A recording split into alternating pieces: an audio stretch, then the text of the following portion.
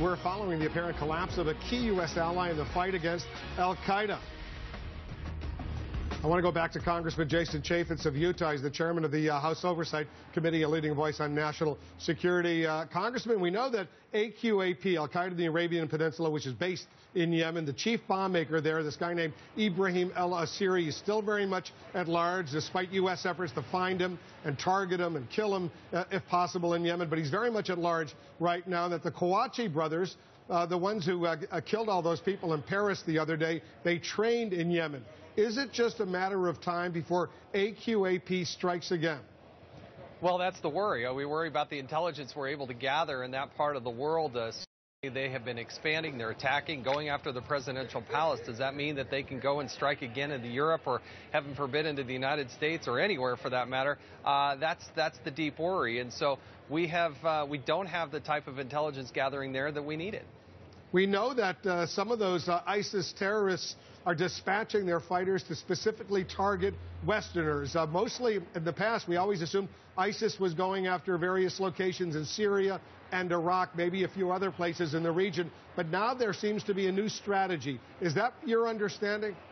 Well, that's what makes it so difficult to defend, is because it is widespread. You can do it with small groups of people, but certainly that message has been out there and been pervasive. You see their calls for those types of terrorist type of activities, and the world needs to come together. Let's identify what it is, and let's go after and get it. It is radical Islamic terrorism. Let's call it what it is, and let's go after it and get the job taken care of. And I think the world's coming to that conclusion. We can't mess around with this. We have to go out and capture these, and if not, kill these people.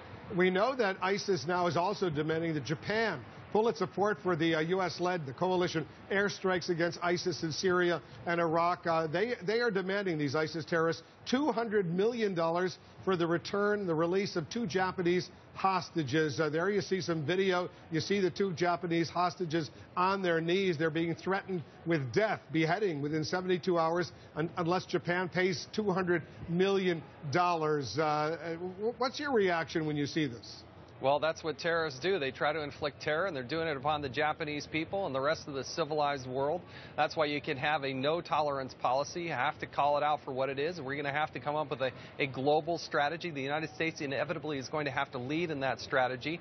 We need the president more engaged on this to make sure that we bring along the coalition partners in all corners of the world, from the Japanese to the Saudi Arabia, to the United Arab Emirates. I mean, you name it, we're going to have to bring people together and collectively fight and defeat this. You've said that the United States, the Obama administration, so far has done, in your words, a terrible job bringing in other countries in this fight against ISIS. What other countries are you talking about? What else do you want the U.S. to do? Well, we can talk, for instance, about no-fly zones and making sure that we have air superiority, which we can clearly have and can clearly do. But we also need to have the engagement of many of those in the Middle East who do not want to see the spread of ISIS, who can come to our aid and are in a position, not only financially, it's great when they pony up and spend the dollars, but they're going to have to actually help us with people and personnel and intelligence. We need that kind of help right now with the Iranian influence and what you're seeing playing out in Yemen. They too, the Saudi Arabias, the United Arab Emirates, they too have a very vested interest. It takes leadership to bring them all together and collectively fight and win this war. So specifically, what countries do you want to be brought in to this U.S.-led coalition? Well, look, we need everybody from every NATO ally that we can name. We also need people from the Middle East. We have fallen apart in Libya. That is nowhere to be found.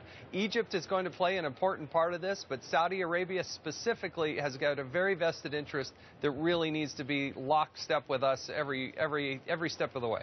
The suspected ringleader of this Belgium terror plot, this guy Abdelhamid Abaoud, is still at large. How important is he that he be captured? Well, look, you have some great counterterrorism efforts there between the French and those in Belgium.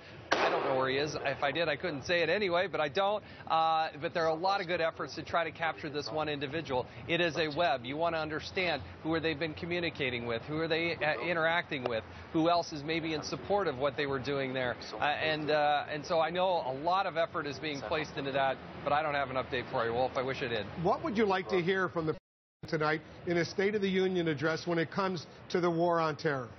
Look, I think this is one thing that the president can bring Republicans and Democrats together. I think the country is on edge. We've seen our friends and loved ones in Paris and other places that are been on the receiving end of a lot of this terrorism. The president has an opportunity to draw us together. I can tell you, I'm worried that the president can even identify what the problem is and call it out for what it is. I want him to demonstrate, not through just words in a speech before the State of the Union, but show us the action that he's going to take to bring this coalition and defeat ISIS. I doubt anybody could repeat what it is we're going to do to defeat ISIS other than, oh, let's just defeat them. It takes more than that. It takes action. It takes leadership of the United States. I hope we hear that from the president tonight. But you're not supporting what the U.S. did for more than a decade in Iraq and in Afghanistan, send in tens of thousands, if not hundreds of thousands of ground forces. I would leave every option on the table, but the president has got to lead a coalition and bring people together and get others who have a very vested interest right there in their own backyard. That is not what we're seeing, Wolf. And I'm not suggesting or advocating that we put tens of thousands of American troops or boots on the ground, but what we can do in intelligence, what we can do with air superiority, what we can do in being a true leader and making sure that Turkey is fully engaged with us on all this. Those are the types of things that the United States can and should and must be doing. Congressman Chaffetz, thanks very much for joining us. Thanks, Wolf. Coming up, more on that new ISIS